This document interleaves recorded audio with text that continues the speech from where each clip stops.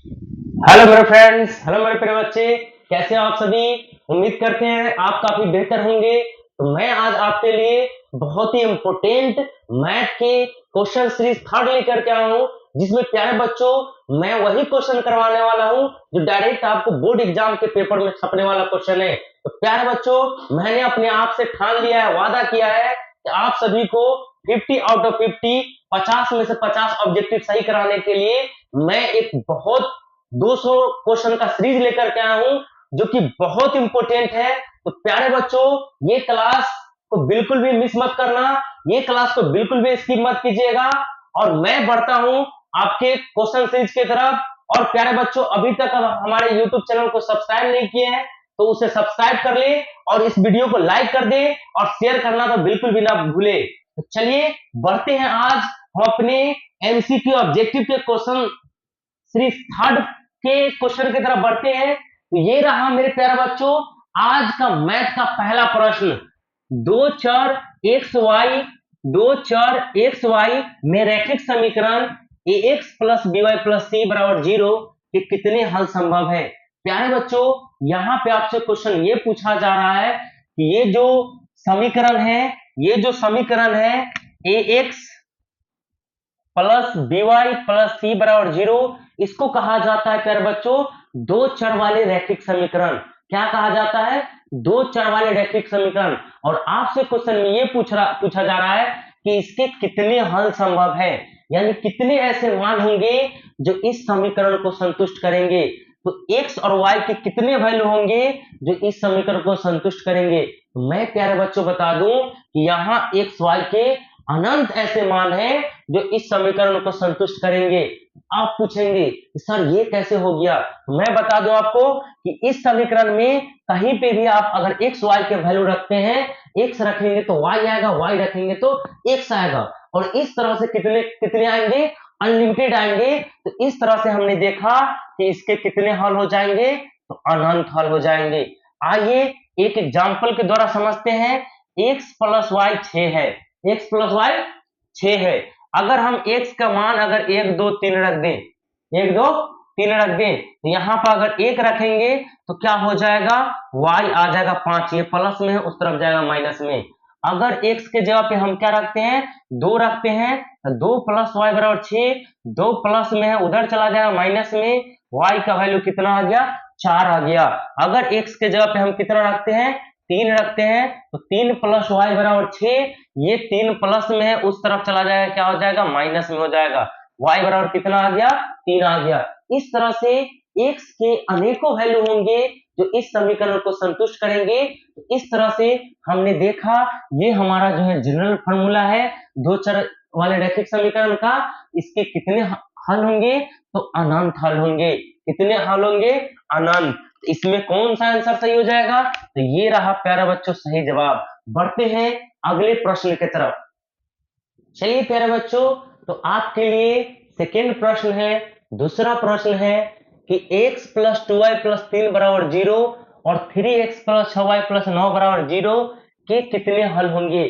तो यहाँ पे आपसे पूछा जा रहा है कि कितने हल होंगे। तो प्यारे बच्चों, यहाँ पे हमें इस दो चर वाले दो रैखिक समीकरण है, इसमें हलों की संख्या बताना है।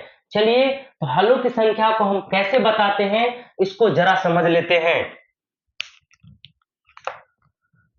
मेरे पास एक समीकरण है x प्लस 2y प्लस 3 बराबर 0, दूसरा है 3x प्लस 6y प्लस 9 बराबर 0। चलिए प्यारे बच्चों इसको समझते हैं। यहाँ पे x के गुणांक में है 1, y के गुणांक में है 2 और ये रहा मेरा अचर पद। ठीक है, तो इसको हम कहेंगे a, इसको हम कहेंगे b और अचर पद कहलाएगा। तो ये अचर पद c है और बराबर में 0 है। दूसरा समीकरण देखें तो ये मेरा क्या हो जाएगा? ये मेरा क्या हो जाएगा? x का गुणांक d है ना, ये y का गुणांक e और ये अचर पद f। ठीक है, इसको अलग भी माना जा सकता है ना, इससे इसके लिए कोई दिक्कत नहीं है। अब जरा हम इसके अनुपात को निकालते हैं, है ना। अब ये दोनों अनुपात को हम एब्जॉर्ब करते हैं, निकाल करके देखते हैं। चलिए देखते हैं। तो ये मेरा क्या आ रहा है? a बटा डी बी बटा ई और सी बटा एफ, दोनों को देखते हैं। तो 1/3, 2/6 और 3/9। चलिए ये आपका किससे कट जाएगा? 2 से 1 बार 3 बार, ये किससे कट जाएगा? 3 से 1 बार 3 बार। अब जरा देखें तो हमें पता चला कि क्या है, तो तीनों ही अनुपात बराबर है। किसका अनुपात प्यारे बच्चों? तो x के गुणांक का अनुपात और y के गुणांक का अनुपात और अचर पद का अनुपात, ये तीनों क्या आ रहा है? बराबर हो रहा है। और ऐसा होता है तो क्या कहलाता है प्यारे बच्चों? जब इस टाइप का कंडीशन है तो प्यारे बच्चों ये अनगिनत हल का कंडीशन है। क्या है? अनगिनत हल, अनंत हल का कंडीशन है। जब x के गुणांक का अनुपात, y के गुणांक का अनुपात और अचर पद का अनुपात जब तीनों बराबर होता है तो ये क्या कहलाता है? अनंत हल कहलाता है। तो ये आप समझ गए होंगे इसका सही आंसर क्या होने वाला है? अनगिनत हल होने वाला है। चलिए बढ़ते हम अगले क्वेश्चन की तरफ। बढ़ते हैं तीसरे क्वेश्चन की तरफ। हमारा तीसरा प्रश्न है कि 2x - 3y + 2 = 0 और 6x - 9y + 5 = 0 के कितने हल होंगे? तो प्यारे बच्चों ये सेम क्वेश्चन है जैसा कि हमने पिछले क्वेश्चन को कराया है, इसको भी समझ लेते हैं। यहां भी हमसे वही पूछा जा रहा है कि इसके कितने हल होंगे। मेरा पहला समीकरण है 2x - 3y + 2 = 0 और मेरा दूसरा समीकरण है 6x - 9y + 5 = 0। मेरे प्यारे बच्चों मैंने समझा दिया है। x के गुणांक a, y के गुणांक b, अचर पद c, ये आपका d, ये आपका e और ये रहा f। चलिए अब हम लोग अनुपात को देखते हैं। a/d, b/e, c/f, ये हो गया x का गुणांक, ये y का गुणांक, ये अचर पद का गुणांक। x का गुणांक यहाँ पे कितना है? 2/6। y का गुणांक कितना है? -3/-9। अचर पद कितना है? 2/5। यहाँ पे ये कैंसिल हो जाएगा, ये भी कैंसिल हो जाएगा, 3 एकम 3, 3 तिहाई 9, ये कैंसिल हो जाएगा, 2 एकम 2, 2 तिहाई 6। तो हम क्या देख रहे हैं कि प्यारे बच्चों ये बराबर है, लेकिन ये बराबर नहीं है ना? तो हमने देखा कि x के गुणांक का अनुपात और y के गुणांक का अनुपात क्या है? बराबर है। और ऐसा जब होता है तो क्या कहलाता है प्यारे बच्चों? क्या कहलाता है? कोई हल नहीं। क्या कहलाता है? कोई हल नहीं। कब? जब x के गुणांक का अनुपात और y का गुणांक का अनुपात क्या हो जाए? बराबर हो जाए। इसको क्या कहते हैं? कोई हल नहीं। और ऐसे समीकरण को क्या कहते हैं? तो विरोधी समीकरण कहा जाता है। क्या कहा जाता है? विरोधी समीकरण, असंगत। चलिए तो अब हम बढ़ते हैं। तो इसमें आपका आंसर कौन हो जाए प्यारे बच्चों? तो ये रहा बी आपका आंसर, कोई हल नहीं। बढ़ते हैं हम लोग अगले क्वेश्चन की तरफ। चलिए मेरे प्यारे बच्चों आपके लिए चौथा प्रश्न है k के किस मान के लिए kx + 2y = 5, ये रहा समीकरण 1, और 3x + y = 1 का एक अद्वितीय हल होगा। तो प्यारे बच्चों हमसे यहाँ पे ये पूछ रहा है कि ये जो दो समीकरण है इसमें k का कौन सा मान होगा जिसके लिए केवल और केवल क्या होगा? एक हल होगा। तो आइए हम इस क्वेश्चन को समझते हैं, है ना? सबसे पहले हम इसको लिख लेते हैं, kx + 2y और +5 है इस तरफ ले आएंगे तो -5 = 0। और चलिए इधर आइए, 3x + y और ये प्लस है इधर आ जाएगा तो -1 = 0। चलिए यहाँ पे क्या है प्यारे बच्चों? x का गुणांक क्या कहलाता है? आपका a कहलाता है। y का गुणांक क्या कहलाता है? b। और अचर पद क्या कहलाता है? c।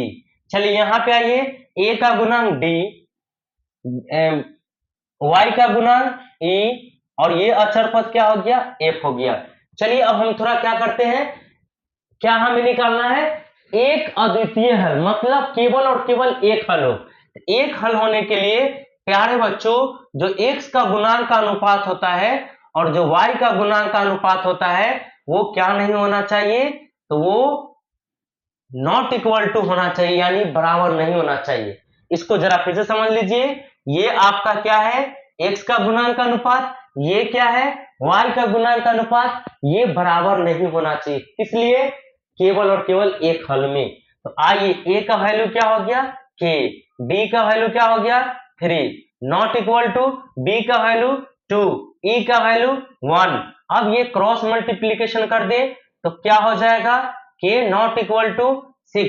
तो यहाँ पे आपका आंसर आ गया कि यदि अगर हम k के जगह पे 6 नहीं रखेंगे, 6 नहीं रखेंगे, नॉट इक्वल टू 6, k के जगह पे अगर 6 नहीं रखेंगे, तब जाके ये जो मेरा समीकरण है, इस दोनों का क्या होगा, एकमात्र हल होगा। चलिए, तो आपका आंसर क्या हो रहा है, k नॉट इक्वल टू 6। चलिए, एक क्वेश्चन हम ऐसा ही और समझ लेते हैं। चलिए बढ़ते हैं अगले क्वेश्चन की तरफ।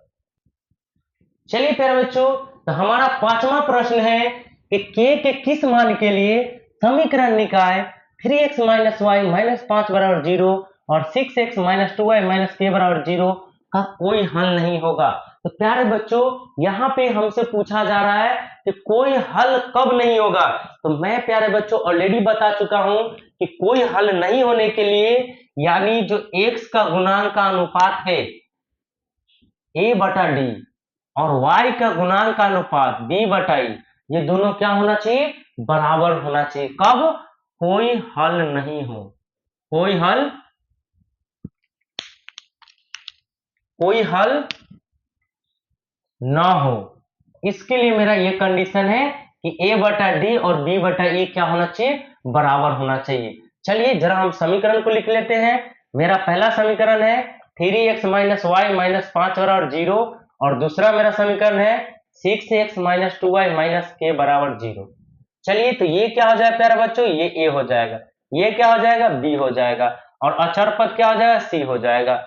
चलिए, x का गुणांक d, y का गुणांक का अनुपात e, अचर पद f। अब हमें क्या करना है, a बटा d, a के जगह पे कितना है, 3 है, d के जगह पे कितना है, 6 है, तो 3 बटा 6 बराबर y का निशान कितना है, y का गुणांक कितना है, -1, दूसरा y का निशान कितना है, -2। ठीक है।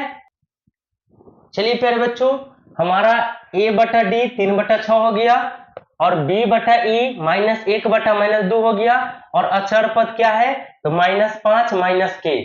ये आपका नॉट इक्वल टू हो जाएगा -5 और बटा में -k। ये आपका x का गुणांक का अनुपात, ये अचर पद का अनुपात और ये y का गुणांक का अनुपात और ये अचर पद। चलिए जरा हम इसको क्या करते हैं, इक्वल करते हैं। अगर मैं इसको इक्वल कर दूं तो क्या हो जाएगा, -1 बटा -2 नॉट इक्वल टू -5 बटा -k। माइनस से माइनस कैंसिल, ये माइनस से माइनस कैंसिल, ये क्या आ गया, ये इधर आ जाए k not equal to 10, k not equal to 10। यानी आपका सही आंसर क्या है, k नॉट इक्वल टू 10 जो है इस समीकरण के लिए कोई हल नहीं होगा। बढ़ते हैं अगले महत्वपूर्ण क्वेश्चन की तरफ।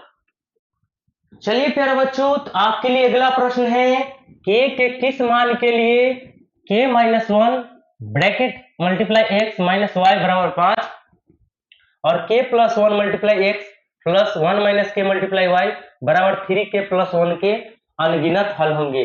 तो प्यारे बच्चों, हमने अभी सीखा था एक हल होने का कंडीशन, हमने सीखा था कोई हल नहीं होने का कंडीशन। अब हम सीखेंगे कि जब हमारे पास अनगिनत हल होंगे तब उस समय k का वैल्यू क्या होगा। तो सबसे पहले मेरे प्यारे बच्चों, हम ये जान जाते हैं कि अनगिनत हल कब कहे जाते हैं। अनगिनत हल यानी अनंत हल कब होगा, तो जब x का गुणांक अनुपात, ये मेरा a बटा d, x का गुणांक अनुपात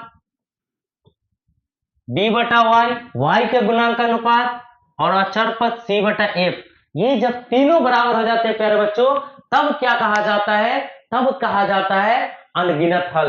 तो यहां पर मुझे अनगिनत हल में k का वैल्यू निकालना है। तो आइए सबसे पहले समीकरण हम पहला उठाते हैं, जो कि मेरा क्या है, k minus 1 multiply x minus y बराबर 5। तो ये x का गुणांक, ये मेरा a हो जाएगा, ये y का गुणांक यहाँ पे कुछ भी नहीं है तो -1 हो जाएगा, ये b हो जाएगा और अचर पद मेरा क्या हो जाएगा, c हो जाएगा।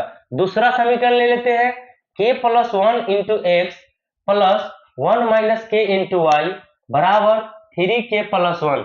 ये x का गुणांक का अनुपात है तो ये आपका क्या हो जाएगा, d हो जाएगा। ये आपका क्या है, y का गुणांक, ये e हो जाएगा। और ये अचर पद क्या हो जाएगा, तो f हो जाएगा, a b c d e f। चलिए अब जरा हम क्या करते हैं, वैल्यू को यहाँ पे रखते हैं। a के जगह पे क्या है, तो k माइनस 1 है। d के जगह पे क्या है, तो k प्लस 1 है। चलिए b के जगह पे क्या है, b के जगह पे तो माइनस 1 है। e के जगह पे वैल्यू क्या है, e के जगह पे तो 1 माइनस k है। चलिए अचर पद क्या है, तो अचर पद पहले वाले में है 5 और दूसरे वाले का अचर पद है 3k प्लस 1, है ना। अब जरा आप देख सकते हैं कि इसमें सभी समीकरण सेम है। आप कहीं से भी इसको सॉल्व कर ले तो यहाँ पे आपका क्या आ जाएगा, आंसर आ जाएगा। आइए हम यहां से सॉल्व करते हैं। ये दोनों मेरा इक्वल है, ये मल्टीप्लाई होगा इधर, इसका गुना होगा इधर।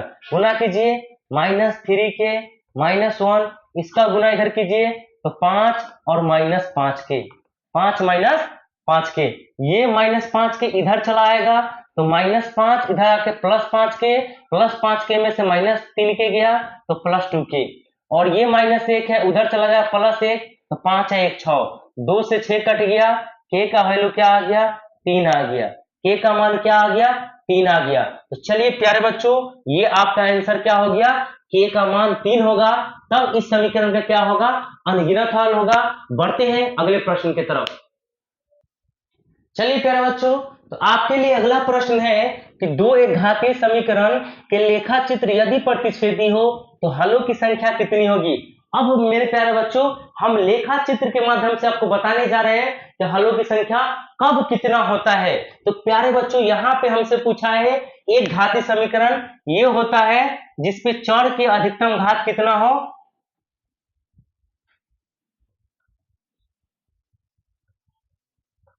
यहाँ पे देखिए मेरे प्यारे बच्चों, यहाँ पे हमने दो समीकरण लिखा है और दोनों एक घाती है। दैट मीन्स चरों की अधिकतम जो पावर है वो कितना है, 1 है। तो आपसे पूछा जा रहा है कि दोनों का आलेख क्या है, प्रतिच्छेदी है।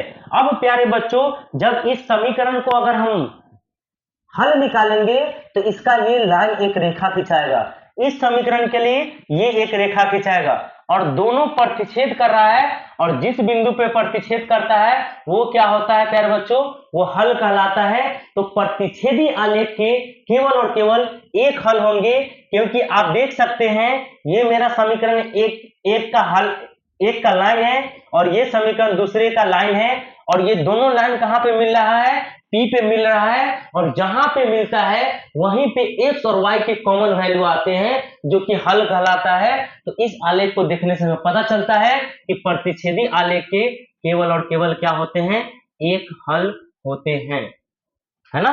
प्यारे बच्चों, ये इंपॉर्टेंट है, बोर्ड में एग्जाम में क्वेश्चन छपते हैं, तो इसको बिल्कुल भी माइंड में सेटअप कर लेंगे कि दो एक घातीय समीकरण के अगर आलेख प्रतिच्छेदी हो तो हलों की संख्या कितनी होगी, 1 होगी। तो अब आपको आंसर समझ में आ गया होगा कि इसका आंसर क्या होने को है, तो ये मेरा रहा राइट आंसर। चलिए बढ़ते हैं अगले प्रश्न की तरफ। चलिए प्यारे बच्चों, तो हम बढ़ते हैं। 8वां नंबर प्रश्न है आपका कि 2x प्लस 5y बराबर 9 और 5x माइनस 2y बराबर 6 के आलेख के संबंध में निम्नलिखित कथनों में से कौन सत्य है।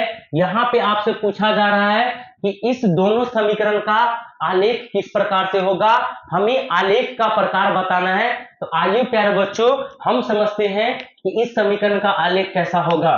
तो मेरे पास समीकरण है 2x प्लस 5y बराबर 9, दूसरा समीकरण है 5x माइनस 2y बराबर 6। अब यहाँ पे आपसे पूछा जा रहा है कि आलेख कैसा होगा।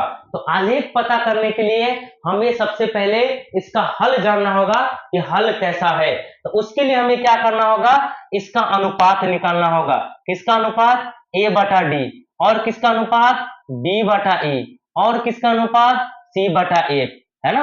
ये हमें निकालेंगे फिर पता चलेगा। तो हम यहाँ पे क्या देख रहे हैं कि a कितना है, तो 2 है, b कितना है, तो 5 है, x का गुना, चलिए, और y का गुना 5, और ये रहा -2, और ये देखते हैं प्यारे बच्चों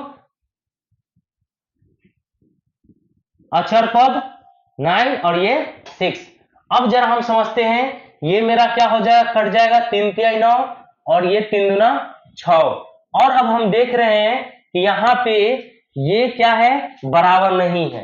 ये क्या है, बराबर नहीं है। कौन बराबर नहीं है, कौन बराबर नहीं है, तो x के गुणांक का अनुपात और y का गुणांक का अनुपात बराबर नहीं है।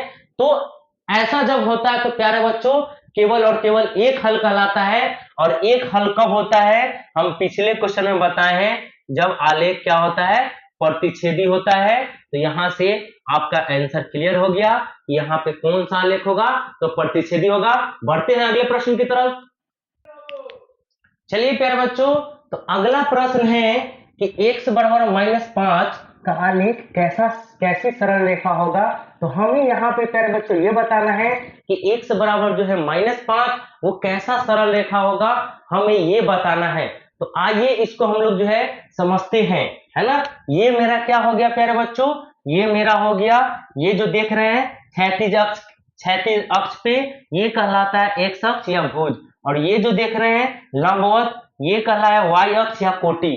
अब हमें क्या करना है, x बराबर -5, इस तरफ +5 और इस तरफ -5, ऊपर प्लस और नीचे माइनस। जैसा कि आपने कोऑर्डिनेट ज्योमेट्री पढ़ा है तो आपको पता होगा, और नहीं पता है तो हम जरूर कोऑर्डिनेट ज्योमेट्री का क्वेश्चन लेकर के आएंगे, उसका बिल्कुल कॉन्सेप्ट के साथ कराएंगे। अभी के लिए हम यहां समझ जाते हैं, x बराबर -5 का आलेख हमसे पूछा जा रहा है। तो x बराबर -5 आपका इधर से होकर के जाएगा, है ना। x बराबर -5 क्या देख रहे हैं, तो y अक्ष के समांतर। क्या देख रहे हैं, y अक्ष के समांतर, और या फिर x अक्ष के लंबवत, है ना। तो आपका इसमें ऑप्शन के अनुसार कौन सा सही है, तो ये रहा मेरे प्यारे बच्चों y अक्ष के समांतर। क्या हो गया, y अक्ष के समांतर आपका सही आंसर हो गया। उम्मीद करते हैं कि आपको ये समझ में आया होगा। बढ़ते हैं अगले प्रश्न की तरफ। चलिए प्यारे बच्चों, तो आज का जो है लास्ट क्वेश्चन है और इम्पोर्टेंट क्वेश्चन है कि दो एक घातीय समीकरण के रेखा चित्र यदि समपाती हो तो हलों की संख्या होगी।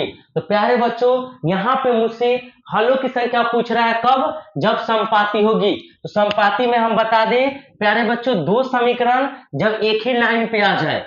देखिए हमने पहले एक समीकरण पहले खींचा और दूसरा समीकरण भी इसी लाइन पे खींचा, तो ऐसे समीकरण को क्या कहते हैं, तो समपाती समीकरण कहते हैं। क्या कहते हैं, समपाती समीकरण कहते हैं। और समपाती समीकरण तब होता है जब a बटा d, b बटा e और c बटा f तीनों बराबर हो। दैट मीन्स x का गुणांक अनुपात, y का गुणांक अनुपात और अचर पद का अनुपात तीनों अनुपात बराबर होते हैं। तो वो क्या कहलाते हैं प्यारे बच्चों, तो वो कहलाते हैं आपका समपाती। और समपाती समीकरण के कितने हल होते हैं, तो हम बता दें आपको, अनगिनत हल होते हैं, अनंत हल होते हैं।